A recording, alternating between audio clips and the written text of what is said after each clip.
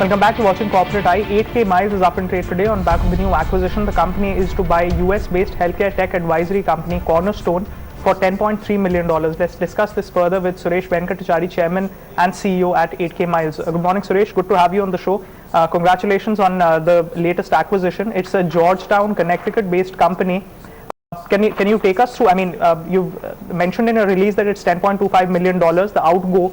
Will it be in tranches, in one or two tranches? Will it be divided into two parts? And also, if you could take us through the funding and financing of this, will it be cash plus debt?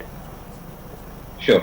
Cornerstone, I want to just give you the information about Cornerstone. Cornerstone is provide executive level advisory services to large hospitals and healthcare providers in the US. They have a very deep relationship in terms of how to plan EMR for the hospital, what kind of information technology they should do, and all kind of services they offer to healthcare providers. The deal is $10.25 million, which is stretched into two things. One is the upfront payment and the progressive payments. Apart from that, they have an earn-out payment. The cash component committed is around $6.25 million. That is paid over a period of 2 years. Right. Suresh, this cash is held on the books of the US subsidiary? Yes, we are using the cash of the US subsidiary, and also we are arranging a debt to finance this transaction. Okay, so by how much will the cash on the books of the US subsidiary go down by, and what will the level at which it will be after this outgo? See, basically we are using a combination of our close to around 50% of the money from the current books, and also arranging additional debt for funding this transaction. What would be the cost of that? I mean, incremental residual around $4 million of debt? Yeah, it will be not $4 million because it initially close to less than $2 million of a debt. And in addition to that, the business actually generating profitability, and we would be able to fund the transaction over next 2 years from the income of the business. Combining with the Cornerstone and the Surge Healthcare business, we could be able to fund the transaction. Okay, so the residual $4 million will be partly funded by debt financing and partly by internal accruals of the entity which is taken over.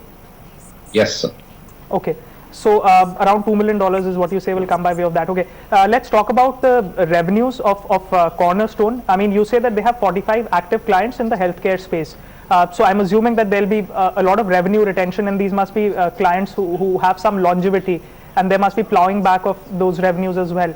Can you take us through, on an average, what's the kind of revenues that you've seen for this, I mean, the 9 or 10 months of this fiscal that have passed on the top line, and how is it operationally? What kind of margins?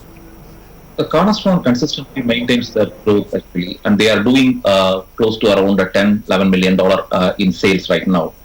And their growth will be more fueled with combining with the 8K Miles cloud solutions. The combination of Cornerstone deep relationship with the healthcare and the deep expertise of 8K Miles cloud, both combines where we could able to offer a hosted model of a EMR solution for the customer. We see a lot of low-hanging fruits in terms of a Meditech EMR where customers are not able to provide on a hosting model. They want to move it to the cloud model. And that is a very sweet spot for both 8K Miles and Cornerstone, where we could able to bring more kind of an annuity revenue, recurring revenue to the business. Cornerstone has expertise not only on one EMR, they have several EMR expertise, including Epic, Allscripts, Cerner, and Meditech. And with combining with their healthcare expertise and relationship and 8K Miles cloud solution, securely building the data analytics and everything will help us to grow substantially. Right. So Suresh, it's $10 to $11 million on the top line is what you say. What is the operating profit? And then at the bottom line level, if you could also share those numbers and the free cash flows, because then if there is some bit of debt financing and a part of it is going through internal accruals, I'm assuming that the ROI and the ROE will be depressed for the initial 1 or 2 year period till the time it is financing this debt, and then it can see an upside, right? It is not fully correct actually. When our strategy is basically to leverage Cornerstone relationship and upsell our cloud solutions. So what we are really looking at is a rapid growth in terms of the top line and bottom line in Cornerstone growth in the next 2 years. So So that will fund most of the progressive payments what we need to make a payment. So it will not decline our earnings or EPS. Okay, so I mean, in terms of client accretion from here on, does this go for, I mean, do new products go for bidding, and when does that cycle come through in terms of new client accretion? No, actually, they have more than 50 customers today, where they have MSA agreements to provide healthcare information advisory services. We could able to go to those customers and started selling cloud, because healthcare customers are not fully tapped into a hosted model of a cloud model or a data analytics. So we see a huge opportunity combining the Cornerstone's healthcare information knowledge and expertise, where they implemented or advised how to plan and go to market for the information technology new roadmap. We see that is a big fitment where the existing management and team is going to continue to stay, and they will upsell and cross-sell services. In fact, we have done a pro forma of analysis of what kind of accounts where we could able to tap, and what kind of solutions we could be able to offer very quickly, so that will help us to reach quick success. And second thing, Cornerstone enjoys a advisory and implementation service. They also act as an advisor and implementation also.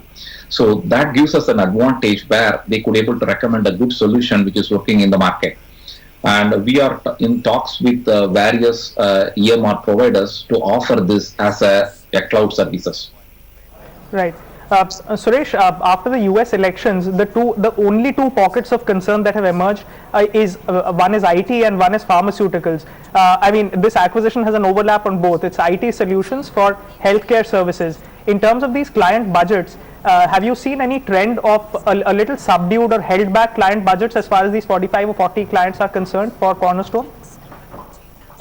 According to them, it is no. There are opportunities where we see that is one of the precisely what 8KMLs can able to add value to the healthcare providers, because they don't need to invest on a capital expenditure. Instead of that, they can go for a cloud model where they could able to leverage the newer technology at the monthly cost instead of a capital expenditure, operational expenses. So that is what we see precisely an opportunity when there is a gap like this. Actually, that is what cloud is really going to fulfill. When the capital investments are shrinking, the cloud will really help them to scale their business, because it will provide the business an agility, and our expertise in the enabled several large players in the healthcare and life sciences industry, which is a very crucial for success for those organizations. In fact, even within 8KMLs, our couple of large customers, we are seeing a much bigger growth for next year expansion compared to previous years. Fair point, Suresh. We're going to leave it at that, but appreciate you joining us with a quick take on the new acquisition and how Cornerstone is likely to be accretive to revenues in the longer run.